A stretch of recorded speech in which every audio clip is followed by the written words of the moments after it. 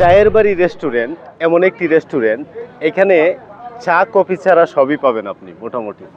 ঠিক আছে, চায়ের বাড়ি রেস্টুরেন্ট নাম হওয়া সত্ত্বেও এখানে আপনি চা এবং কফি পাবেন না, এছাড়া অন্যান্য খাবারগুলি আপনারা পাবেন। আপনারা ইচ্ছা করলে এই যে এখানে খাবারের মেনু দেওয়া আছে, খেতে পারবেন এই চায়ের বাড়ি রেস্টুরেন্ট থেকে। আপনারা ইচ্ছা করলে আপনাদের পরিবার পরিজন বন্ধু বান্ধব সব ধরনের সম্পর্কের মানুষগুলোকে নিয়ে এই চায়ের বাড়ি রেস্টুরেন্টে আসতে পারেন।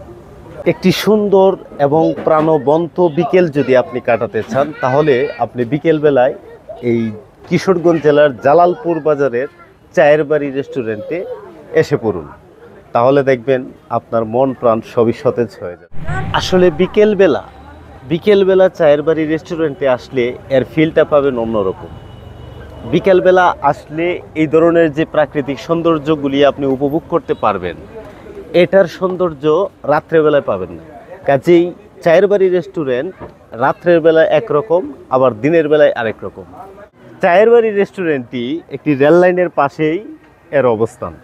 আপনি চায়ের বাড়ি রেস্টুরেন্টে বসে খাবার খাওয়ার সময় হঠাৎ করেই আপনার চোখের সামনে এই রেল চলাচলের দৃশ্যটা কিন্তু আপনি দেখে নিতে পারেন।